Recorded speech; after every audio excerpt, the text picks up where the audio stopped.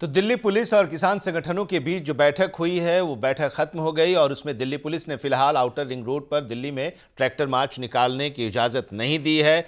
अब कल सरकार के साथ 11वें दौर के किसान संगठनों की बैठक है, वार्ता है और उसके बाद दिल्ली पुलिस के अधिकारियों के साथ भी किसान संगठन के नेता बैठेंगे और ट्रैक्टर मार्च को लेकर चर्चा करेंगे। फिलहाल इजाज़त दिल्ली पुलिस ने नहीं दी है, जो विकल्प दिया है दिल्ली पुलिस ने वो भी उन्हें मंजूर नहीं है। प्रभाकर कुमार हमारे संवाददाता हमारे साथ जुड़े हुए हैं। प्रभाकर, दिल्ली पुलिस ने तो इजाज़त नहीं दी और अब किसान कह रहे हैं कि नहीं, हम तो निकालेंगे और आउटर रिंग रोड पर ही निकालेंगे।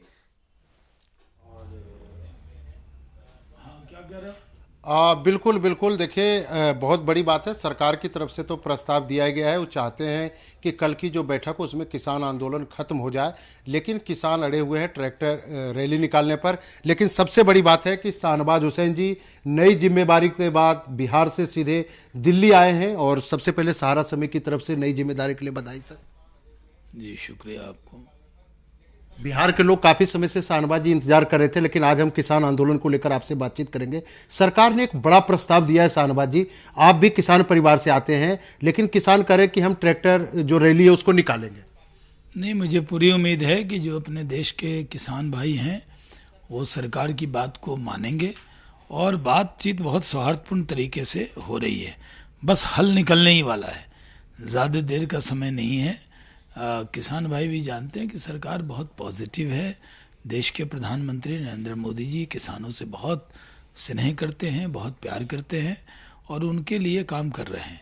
और सरकार ने कभी भी बातचीत के दरवाजे को बंद नहीं किया, बल्कि बातचीत के दरवाजे को सदा खोला है। और मैं मानता हूं कि अब वो घड़ी आने वाली है जब बातचीत हो जाएगी। सरकार ने कहा है कि जो कानून है उसको हम 1.5 साल के लिए रोकेंगे, लेकिन कांग्रेस के नेता लगातार कह रहे हैं कि पूरे बिल को सरकार वापस क्यों नहीं ले रही है। कांग्रेस कहीं रोल में ही नहीं है। कांग्रेस का काम है भड़काना, गुमराह करना, और वो इसी तरह की गुमराहकुन बात करती रहती है। और उनसे कांग्रेस के नेता जिस तरह की भाषा बोल रहे हैं उससे कांग्रेस को अंदाज़ा नहीं है कि उनको कितना नुकसान होता है। वो देश में हर विषय पर सवाल उठाते हैं। विपक्ष में रहने का मतलब ये नहीं है कि जो सत्ता पक्ष करे उसका विरोधी करना है, यानी जो चीज़ें आपके समझ में नहीं आ रही समझिए। लेकिन कांग्रेस पार्टी चुनाव में हारती है, उसका बदला इसी तरह के आंदोलन में गुमराह करके लेती है। हर विषय पर गुमराह करना ये कांग्रेस की आदत बन गई। शाहनवाज जी, लेकिन एक बड़ी बात है, क्योंकि आप बिहार जैसे बड़े प्रदेश से होकर आए, वहां पर इस आंदोलन का कोई असर नहीं है, यूपी में कोई असर नहीं है, किसान संगठनों से बातचीत हो रही है, लेकिन कांग्रेस के लोग कह रहे हैं पूरे देश के किसान आंदोलन कर रहे हैं। जी ये सही है कि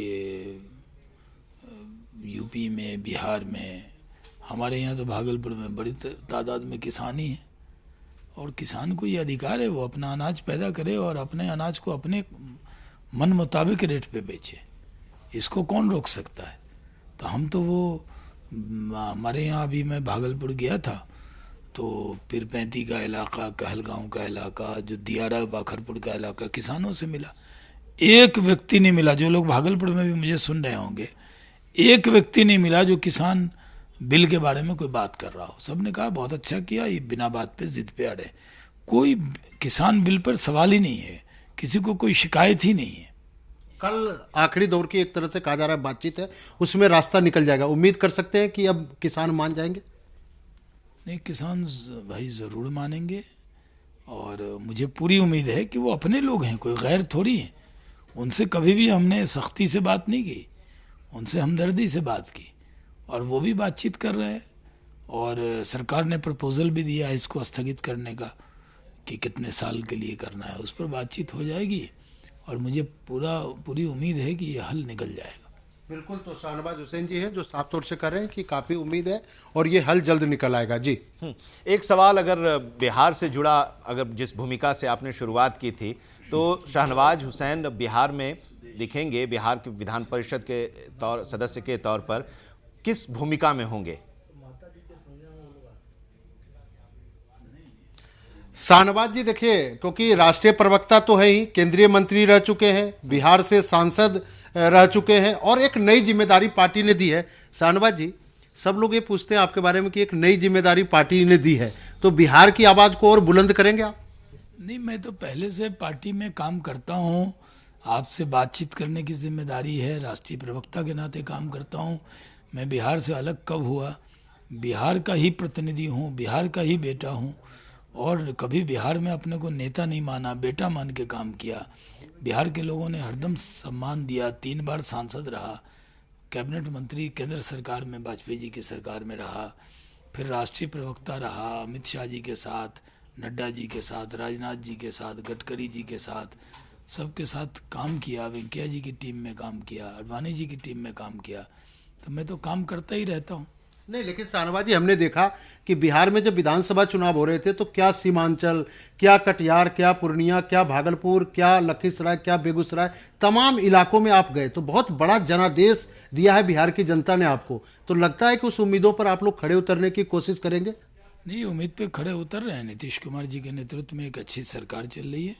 एनडीए पूरी तरह एक है, एकजुट है, चट्टानी एकता है, और ये सरकार 5 साल तक चलेगी। हम बिहार के उम्मीदों पे खड़े उतरेंगे। बिहार में जो अपेक्षा हमसे की गई है, उस अपेक्षा को हम पूरा करेंगे। नहीं, बीजेपी के लोगों ने आपको बहुत बड़ा जनादेश दिया है, वो आपकी भूमिका को भी कुछ बड़े स्तर पर देख रहे हैं कि शाहनवाज जी की भी कुछ भूमिका बढ़े।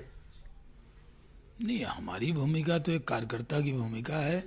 कार्यकर्ता से काम शुरू किया, जीवन भर कार्यकर्ता ही रहूँगा, क्योंकि एक मामूली कार्यकर्ता को पार्टी ने इतना सम्मान दिया,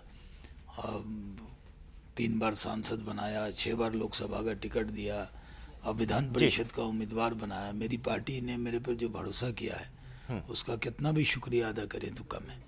बिल्कुल, तो शाहनवाज जी हैं जो साफ तौर से करें कि मैं तो पार्टी की सेवा करता रहा हूँ, एक छोटा सा कार्यकर्ता हूँ। जी चलिए, बहुत बहुत शुक्रिया आपका प्रभाकर, और शुक्रिया शाहनवाज हुसैन जी का भी।